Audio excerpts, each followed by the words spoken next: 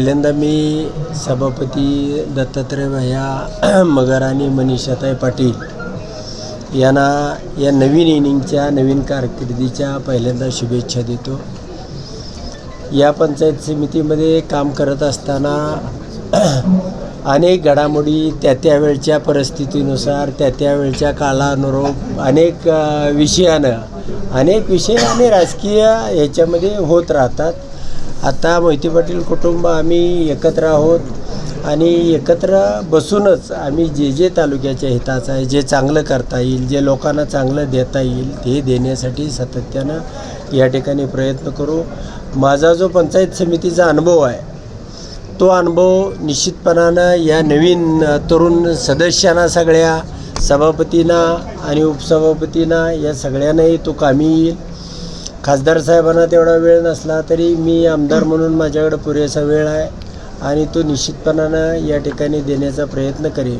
पण पंचायत समिती ही गोरगरिबांच्या, सामान्य माणसाच्या, शेतकऱ्यांच्या हिताची आणि त्यांच्या प्रश्नाची सोडवणूक करणारं सर्वात मोठं हे साधन आहे।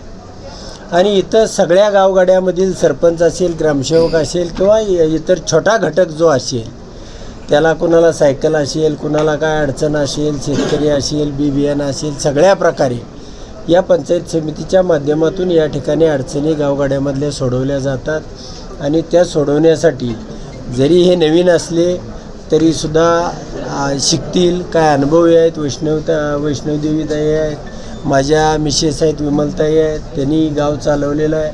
आणि वकील साहेब ॲडव्होकेट प्रवीण आमचे हे आहेत, पुन्हा एक गावचं सरपंच म्हणून युवराज तात्यांनी काम केलं। अशी सगळी समग्र माणसं या पंचायत समितीमध्ये आहेत। त्यामुळं तालुक्याला पुढं नेण्यासाठी आणि गेल्या अनेक दिवसापासून या तालुक्याचा जो कारभार ठप्प झालेला होता, निवडणुकाच नव्हत्या, लोकांसाठी या ठिकाणी लोकप्रतिनिधी नव्हते, ही उणीव आपण भरून काढलेली आहे। आणि निश्चितपणानं कोणताही वादाचा मुद्दा न होता जे चांगलं म्हणून करता येईल, मोहिते पाटील कुटुंबाने आणि आम्ही एकत्र येऊन निवडणूक लढवली, एकत्र येऊन सभापती उपसभापतीच्या निवडणुका लढवल्या आणि पुढेही आम्ही एकत्रच चांगल्या पद्धतीनं लढवू जाऊ। मी आता एकत्र आहे, एका मोटरसायकलवर पुढचे सीट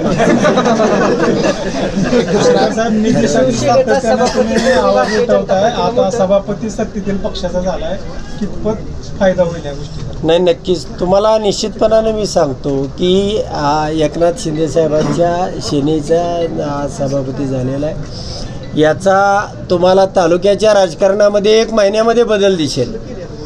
या पद्धतीनं गतीनं सरकार काम करेल, सगळे अधिकारी, सगळे प्रशासन आले, इतक्या ताकदीनं या तालुक्यामध्ये बदल झालेला दिसेल।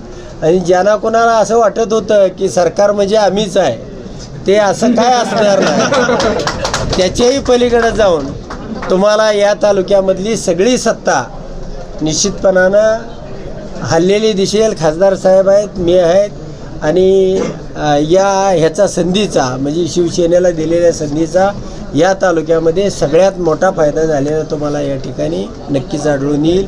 आणि तालुक्याला पुढे नेण्यासाठी त्या सत्तेचा उपयोग करू, दुरुपयोग करणार नाही किंवा त्या सत्तेचा लोकांना हॅरेसमेंट करण्यासाठी उपयोग करणार नाही। लोकांच्या भावनेला, लोकांच्या गोरगरिबांची जी या ठिकाणी अपेक्षा आहे त्या पूर्ण करू। अपेक्षा असणं काही गैर नाही आणि साहजिकच अपेक्षा ही बाबा मानेंची होती, पण महिलापेक्षा पुरुष असावा आणि दुसरं खुली जागा होती आणि त्यामुळं खुल्या जागेमध्ये माझ्या बाजूला कुठलाही सदस्य खुल्या वर्गातला नव्हता, यांच्याच बाजूला 2 वैष्णवदेवी होत्या आणि हे होतं। पहिल्यांदा आम्ही निर्णय असा केला की खासदार आणि आमदारांच्या घरामध्ये ही पदं आपण घ्यायची नाहीत, नाहीतर सगळ्या तालुक्याला अशी अपेक्षा होती की वैष्णवदेवी सभापती होतील, विमलताई उपसभापती होतील।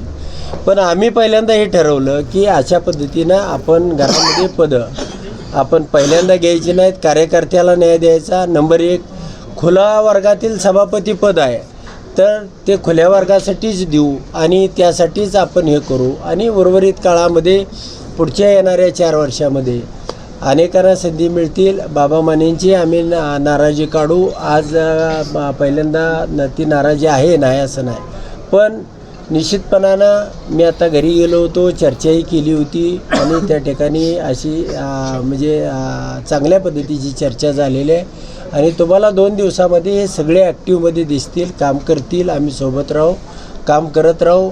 अपेक्षा असणं हे काही गैर नाही आणि अपेक्षा ह्या असल्याच पाहिजेत. त्यामुळं एखाद्या वेळेला संधी मिळाली नाही समजा तर पुढं आपण निश्चितपणानं ती संधी देऊ. पहिल्यांदाच सर्वांना असावं वाटतं, प्रत्येकाची इच्छा असते, पण आता 12च्या 12 लोकांना काही संधी देता येत नाही, कोणाला तरी एकाला संधी द्यावी लागते आणि म्हणून या ठिकाणी ओपनची दोन्ही सीट मोहिते पाटलाकडे असल्यामुळं ते कोणता निर्णय घेतील. पण आमचं ठरलं होतं की घरामध्ये संधी घ्यायची नाही, अनायसेच दत्ताभाईचं नाव आलं आणि आम्ही सर्वांनी एकमतानं तो निर्णय केला. नक्कीच तुम्हाला जे बोलणारे आहेत ते वाहून जातील विकासामध्ये